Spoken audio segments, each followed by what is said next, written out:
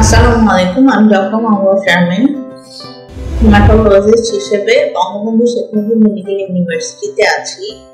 আজকে আমাদের টপিক হলো লিম্ফোমা। লিম্ফোমা এক ধরনের ব্লাড ক্যান্সার। এই লিম্ফোমাতে কি হয়? লিম্ফোমাতে ডাব্লিউবিসি বা লিম্ফোসাইটস অস্বাভাবিকভাবে বৃদ্ধি হয়, যার ফলে বিভিন্ন ধরনের উপসর্গ দেখা যায়। লিম্ফোমাকে মেইনলি আমরা দুই ভাগে ভাগ করি, non Hodgkin's lymphoma and Hodgkin's lymphoma.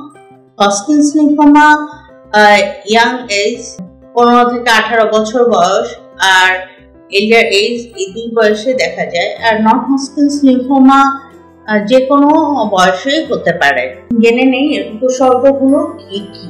শরীরের যে কোনো জায়গায়, যেমন গলা, তারপরে এক্সিলা, কুচকি বা গ্রয়েন, এসব জায়গায় চাকা অনুভূত হওয়া বা লিম্ফ গ্ল্যান্ড ফুলে যাওয়া, অনিয়ন্ত্রিত জ্বর, ক্ষুধামন্দা, ওজন কমে যাওয়া, দুর্বলতা, প্লীহা বড় হয়ে যাওয়া, তারপরে যখন লিম্ফোসাইটস বা লিম্ফ নোডের লিম্ফোসাইটস গুলা যখন অস্বাভাবিক ভাবে বৃদ্ধি হয়, এর ফলে রক্তের অন্যান্য উপাদানগুলো কমে যাওয়া, যার ফলে অনেক সময় রক্ত স্বল্পতা, রক্তক্ষরণ জাতীয় সমস্যাও দেখা দিতে পারে। আসুন জেনে নেই লিম্ফোমা সাসপেক্ট করলে আমরা কি কি ধরনের ইনভেস্টিগেশন করব।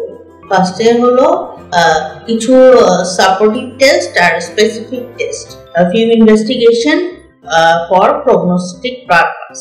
যখন আমরা লিম্ফোমা সাসপেক্ট করব, আমরা কিছু টেস্ট করে থাকি, যেমন CBC, peripheral blood film.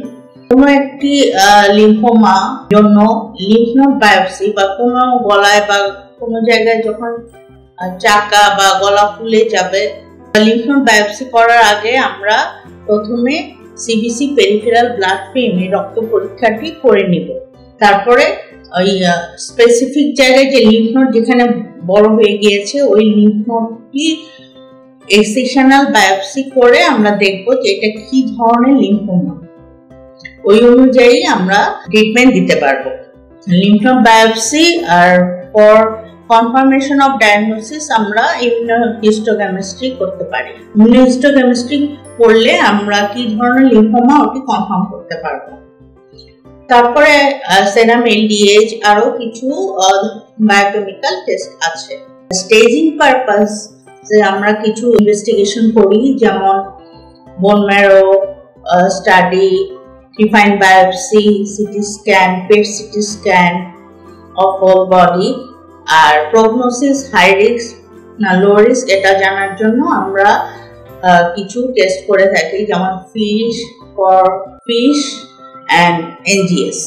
Lymphoma diagnosis করা হলো, আমরা হাই রিস্ক লো রিস্ক তো জেনে ফেললাম। এখন আসেন ট্রিটমেন্ট পারপাসে আমাদের যেমন সাপোর্টিভ ট্রিটমেন্ট আর স্পেসিফিক ট্রিটমেন্ট আছে। ট্রিটমেন্ট মেইনলি ডিপেন্ড করে স্টেজিং, পেশেন্টের পারফরমেন্স স্ট্যাটাস, তারপরে হলো পেশেন্ট কতটুকু কস্ট এফোর্ড করতে পারবে, এই সব কিছুর উপরে। যত তাড়াতাড়ি আমরা লিম্ফোমা মানে আর্লি স্টেজে ডায়াগনোসিস করতে পারবো, আমরা আর্লি স্টেজে ট্রিটমেন্ট দিলে পেশেন্ট তাড়াতাড়ি সুস্থ হয়ে যাবে। আর অ্যাডভান্স স্টেজে আমাদের ট্রিটমেন্ট দিলে 70 to 80% চান্স পেশেন্ট সুস্থ হয়ে যাওয়ার। অনেক সময় রোগটি ট্রিটমেন্ট করার পরেও আবার রোগটি ফেরত আসতে পারে, যাকে আমরা রিল্যাপস বা রিফ্র্যাক্টরি বলি। ওই অনুযায়ী আমরা স্পেসিফিক থেরাপি দিয়ে থাকি। স্পেসিফিক ট্রিটমেন্টের মধ্যে মেইনলি আছে কিমোথেরাপি, টার্গেটেড থেরাপি, ইমিউনোথেরাপি।